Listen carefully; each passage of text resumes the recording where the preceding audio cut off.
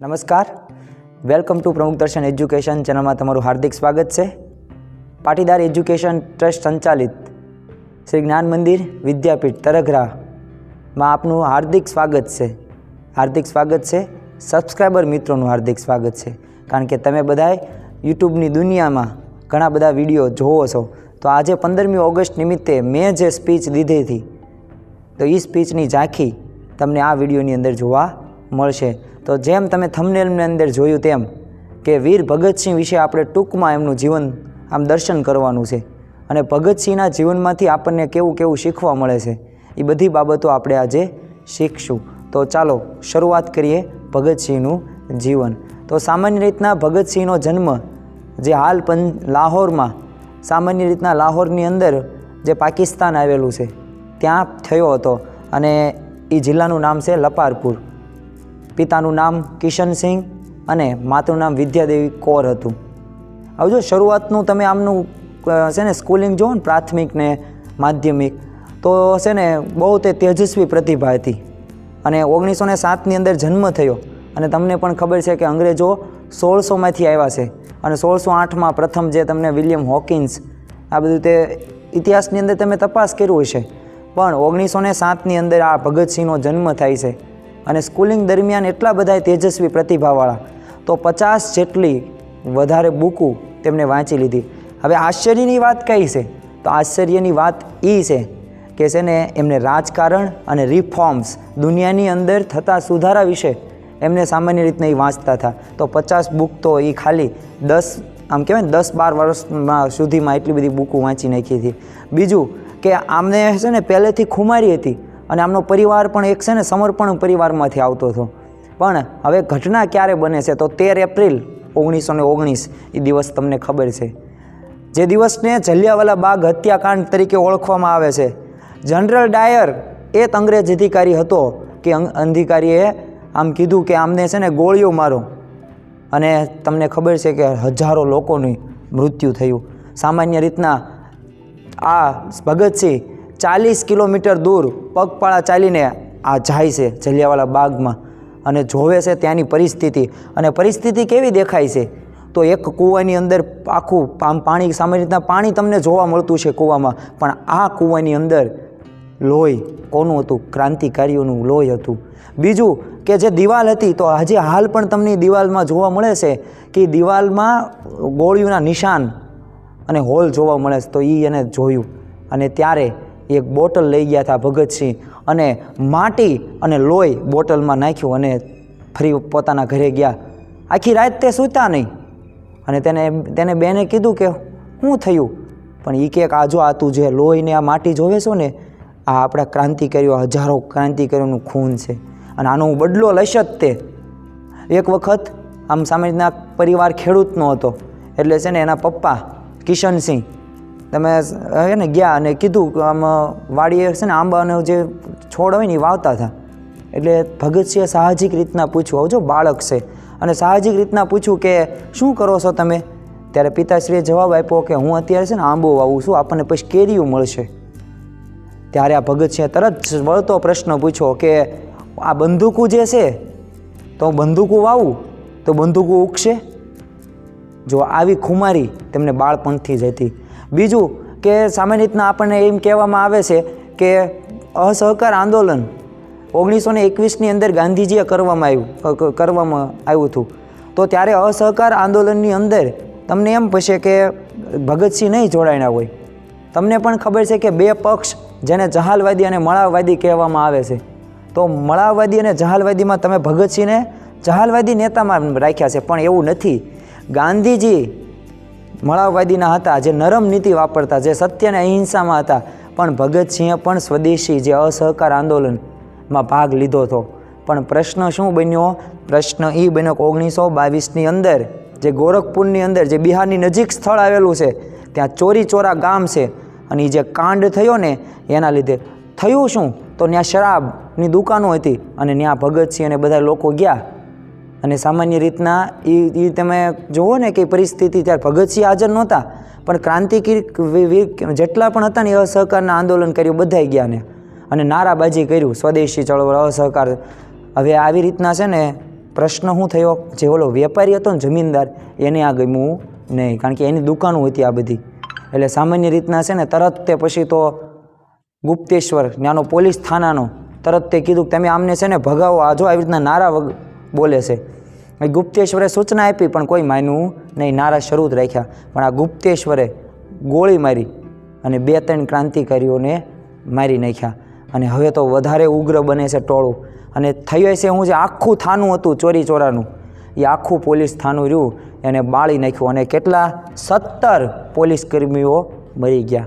અને આ ઘટના ગાંધીજીને ખબર પડે છે અને ગાંધીજીએ સ્ટોપ કહી દીધું કે નહીં, હવે પછી આપણે અસહકારનું આંદોલન નથી કરવાનું. અરે ભગતસિંહ પોતે આ અસહકારના આંદોલનથી છે ને બહુ તે આમ પ્રભાવિત થઈ ગયા હતા કે આ અસહકારનું આંદોલન છે ને અસર થાય જ છે, તો પછી આ શરૂ જ રાખવાનું છે. અને એ ભાવથી જ જોડ્યા નતા. પણ આ ગાંધીજી આમ તરત પીછી હટ કરી નાખી એટલે આ ભગતસિંહને ગમ્યું નહીં. અને પછી ભગતસિંહ જહાલવાદી પક્ષમાં જોડાયા, જે તમને ખબર છે કે લાલ બાલ પાલ, ચંદ્રશેખર આઝાદ, સુભાષચંદ્ર બોઝ, આ બધા એવા ક્રાંતિકારીઓ હતા જેનું લોહી ગરમ હતું અને જે જહાલવાદી નેતામાં સમાવેશ કરવામાં આવે છે. હવે આ પરિસ્થિતિ થઈ એટલે હવે ભગતસિંહ કરે હું, તો પછી DAV કોલેજ જે લાલા લજપતરાયની કોલેજ હતી ત્યાં એમને એડમિશન લીધું. અને જો આ લાહોરની અંદર આવેલા કોલેજની અંદર તમને જોવા મળે છે કે ત્યાં ક્રાંતિકારીઓ જ પ્રવૃત્તિ કરવામાં આવતી હતી. લાલા લજપતરાય એ ક્રાંતિકારીઓના અગ્રણી નેતા હતા અને ગુરુ પણ આ ભગતસિંહ એમને માનતા હતા. ચંદ્રશેખર આઝાદ, સુખદેવ, ભગતસિંહ આ બધાય તે. અને સામાન્ય રીતના આ પ્રવૃત્તિ ત્યાં શરૂ થઈ. કોલેજ કાળ દરમિયાન જો આ વિડીયો બનાવવાનો એક હેતુ છે, તમને 15મી ઓગસ્ટે સારી બાબત કે સારી મોટિવેશન નથી કહેવાનું. કોલેજ કાળ દરમિયાન મેં તમને પ્રાથમિક માધ્યમિકમાં તમને કીધું કે છે ને 50 બુકો ભગતસિંહે વાંચી નાખી હતી. અને હવે કોલેજ કાળ દરમિયાન એ લાલા લજપતરાયમાં જ્યારે એડમિશન લીધું ને ત્યારે 300 જેટલી બુકો પાછી વાંચવાની શરૂઆત કરી દીધી. કાર્લ માર્ક્સ, લેનિનથી બહુ પ્રભાવિત હતા. અલગ અલગ પ્રકારની બોલ્શેવિક ક્રાંતિ, આ ક્રાંતિ 1917ની અંદર જે રશિયાની અંદર થઈ, મજૂરો અને બધા સંઘો વચ્ચે અને આઝાદ અને વિશ્વના દેશો કેવી રીતના આઝાદ થાય છે, આ આઝાદની પરિસ્થિતિ આ ભગતસિંહે નિહાળી આ બુકની અંદર અને પોતે જ્ઞાન પ્રાપ્ત કર્યું. હવે શું થાય છે પરિસ્થિતિ કે હવે તો એમને બસ આગળ કોલેજની અંદર પ્રશ્ન તો વાંચવાનું તો શરૂ જ રાખ્યું, ક્રાંતિકારી પ્રવૃત્તિ પણ શરૂ રાખ્યું. પણ તેના પત્નીએ આમ સામાન્ય રીતના માતા, એની માતાએ છે ને એને પ્રશ્ન પૂછ્યો કે હવે તારે હવે છે ને લગ્ન કરવાની જરૂર છે. અને ત્યારે ઉંમર હતી ભગતસિંહની 17 વર્ષની ઉંમર. અને 17 વર્ષની ઉંમર હતી અને તરત તે કહે છે કે લગ્નનો પ્રસ્તાવ મૂકે છે. ભગતસિંહ ચિઠ્ઠીમાં શું લખ્યું કે મેં લગ્ન કરી નાખ્યા છે, મારી માતૃભૂમિ ભારત માટે મેં લગ્ન કરી નાખ્યા છે, હવે મારે લગ્ન કરવાની જરૂર નથી અને હું દેશ માટે જ તે જીવવાનો છું. અને ત્યાંથી એ ભાગી જાય છે ઘરેથી. ઉંમર હતી 17 વર્ષની ઉંમર. બીજું કે 1923ની કાકોરી ટ્રેન જે દુર્ઘટના, પૈસામાં આઝાદ હિન્દ ફૌજમાં એ જોડાઈ જાય છે અને એ પૈસા ખૂટી જાય ત્યારે આ કાકોરી જે ટ્રેન હતી એ લૂંટવાનું કામ પણ આ ભગતસિંહ હેઠળ કરે છે. અને સામાન્ય રીતના છે ને આપણને અલગ અલગ પ્રકારના તેમના કાર્યો તો જોવા મળે જ છે, પણ આ કાર્યોની અંદર એક જે ઘટના બને છે એ ઘટના કઈ છે તો ઘટના છે 1928ની અંદર સ્કોટ દ્વારા કહેવામાં આવ્યું, જેમાં લાલા લજપતરાય અગ્રણી હતા. શેના માટે? વિરોધ કરવામાં. અને લાલા લજપતરાયને છે ને પછી લાઠીચાર્જ કર્યો. લાલા લજપતરાયને હોસ્પિટલમાં દાખલ કરવામાં આવ્યા અને એમનું મૃત્યુ થયું. અને આ ભગતસિંહ, ચંદ્રશેખર આઝાદ, સુખદેવ, રાજગુરુ આ બધા મળવા જાય છે. જો લાલા લજપતરાય મળાવાદીના હતા છતાં એ આદર્શ ગણતા હતા. આપણા જો ક્રાંતિકારીઓ કોઈ પણ વિરોધાભાસ હતો જ નહીં, વિચારધારા કોઈ પણ એવી નહોતી, પણ આ તો આપણે કરી નાખ્યું કે આ અલગ ને આ અલગ. તો લાલા લજપતરાયને ત્યારથી કીધું કે હવે આનો અમે બદલો લેશું જ તે. તો કોણ હતું આદેશ દેવાવાળું? એ સ્કોટ હતો. એ જેમ સ્કોટને મારવાનું હવે ષડયંત્ર રચાય છે. અને ત્યારબાદ હવે બધાએ તે રાજગુરુ ગયો અને રાજગુરુએ તે સૌપ્રથમ એને છે ને 1 ગોળી મારી, પછી ભગતસિંહે 3 ગોળી મારી. પણ ભૂલમાં આ સ્કોટ નહોતો પણ સોન્ડર્સ હતો. હવે આ સોન્ડર્સને માર્યો અને બધા પાસે અને કેટલી જાહેરાત કરે કે અમે બદલો લઈ લીધો છે, લાલા લજપતરાયનો અમે બદલો લઈ લીધો છે. અંગ્રેજોની નીંદ હરામ થઈ ગઈ છે કે ઓહો, આ 17, 18, 20 વર્ષનો યુવાન આ આપણી પાયાને નખાવ, આપણી કંપની શાસન આખું ભાંગી નાખશે અને આપણું રાજ કરવાની આ બધું તે વેર વિખેર કરી નાખશે. અને વધારે બીક લાગી હવે પાછળ ભાગ્યો કોણ? અંગ્રેજોના કેટલાય તે અધિકારીઓ બધે છાનભીન કરે, તપાસ કરે, પણ ક્યાં છુપાય? ભગતસિંહ DAV કોલેજ જે તમને મેં કીધું લાહોરની અંદર આવેલી છે, લાલા લજપતરાયની, એ કોલેજની અંદર છુપાઈ ગયા. હવે પ્રશ્ન શું કે ત્યાંથી બહાર કેમ નીકળવું? તો જો સરદાર માટે એક વાક્ય છે, પોતાની પાઘ અને પોતાની દાઢી આ કોઈ ન કરે એમાં. તો એને હવે વેશભૂષ કરવો હતો એટલે હવે દાઢી પણ એને કાપી નાખી અને પાઘ પણ ઉતારી નાખી અને એક નવો વેશ કર્યો. અને જે દુર્ગા દેવી હતી, દુર્ગા ભાભી, તો એને શું કર્યું? એની પત્નીનો રોલ કીધો કે તમે પત્ની મારા બનો. અને આવી રીતના એ આમ કોલકાતાની જે ટ્રેન જતી હતી ત્યાં એ ગયા. પછી બટુકેશ્વર દત્ત જેને બોમ્બ બનાવતા આવડતું હતું એને ટીમમાં સામેલ કર્યા. અને ત્યારબાદ આ બટુકેશ્વરને કીધું કે તું બોમ્બ એવો બનાવ કે કોઈ નુકસાન ન થાય, ધુમાડો એટલો બધો થાય, અવાજ આવવો પડે. અને આ બટુકેશ્વર દત્ત સાથે જે પાર્લામેન્ટ એસેમ્બલી જે હતી ત્યાં એસેમ્બલીની અંદર રાજગુરુ સુખદેવ, હવે જો ભગતસિંહ રહ્યા ને પોતાનું જે મૃત્યુ રહ્યું ને એ પોતે હાથે લખતો કે હું ક્યારે મરીશ ને હું નક્કી કરીશ. અને નક્કી કરવાના બહાને તે છે ને કીધું હું જઈશ એસેમ્બલીમાં, હું જ બોમ્બ ફેંકવા જઈશ. અને ચંદ્રશેખરે કીધું કાંઈ વાંધો નહીં. અને તમને પણ ખબર છે કે 3 ક્રાંતિકારીઓ રાજગુરુ પછી સુખદેવ અને ભગતસિંહ જાય છે અને એસેમ્બલીમાં બોમ્બ ફેંકે છે. અને નારો, અને જો કે કઈ જગ્યાએ બોમ્બ ફેંક્યો તો કોઈ વ્યક્તિઓ નહોતા ને ત્યાં બોમ્બ ફેંક્યો. અને તરત તે કીધું કે છે ને અમે બહેરા જે હતા ને બહેરા એને છે ને આમ સંભળાવવા માંગ્યું છે, આ એનો ધમાકો છે કે અમે છે ને બહેરાને ત્યાં કે અમે બધું સાંભળ્યું છે, અમે બધું જોઈ છીએ, આ તમે અમારા ઉપર અત્યાચાર કરો છો ને આ એના માટેનો અવાજ છે. ભગતસિંહ જો ધારેત તો ત્યાંથી ભાગી શકે, પણ ન ભાગ્યા. ઇન્કલાબ જિંદાબાદ, ઇન્કલાબ જિંદાબાદ આવા નારા સાથે તમને ખબર છે આ દ્રશ્ય તમે જોયું છે.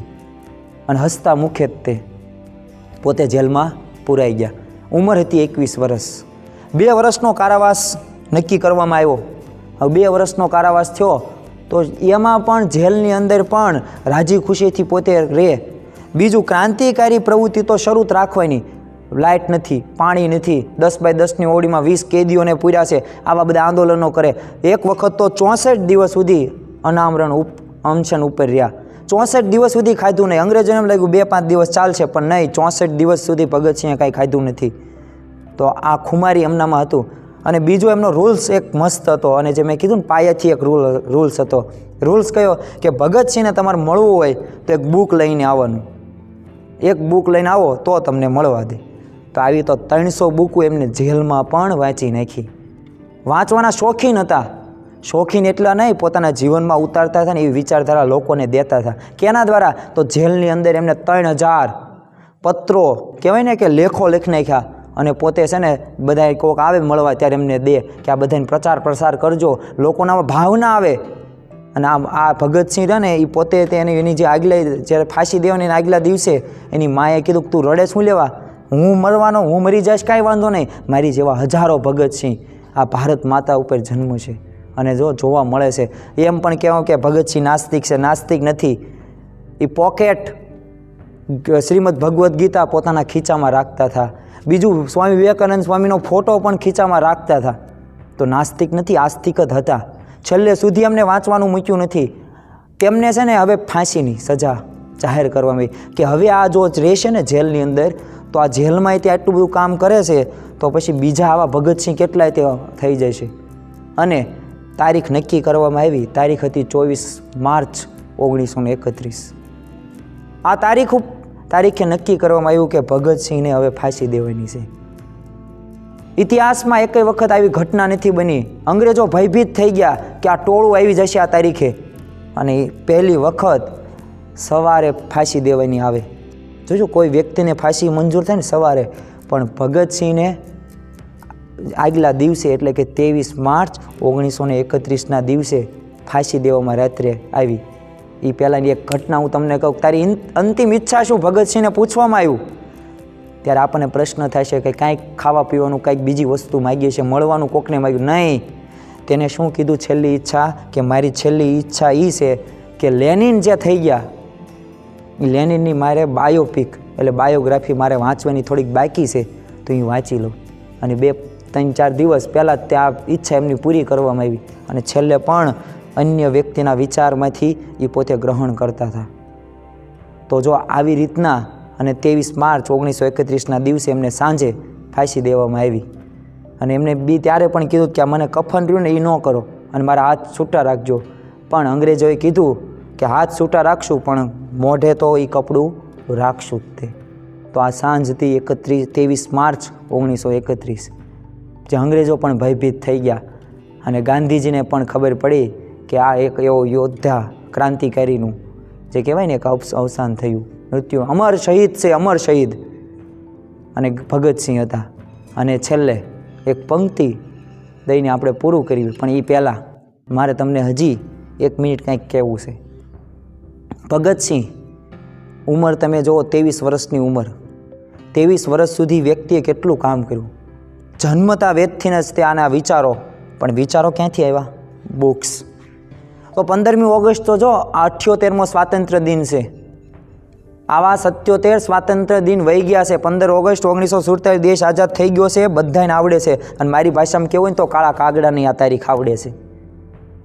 પણ આ 78મો સ્વાતંત્ર્ય સંગ્રામ દિવસે આપણે એક ખાલી પ્રેરણા લેવી કે ભગતસિંહ ઘોડે આપણે કાંઈ હવે લડવા નથી જવાનું.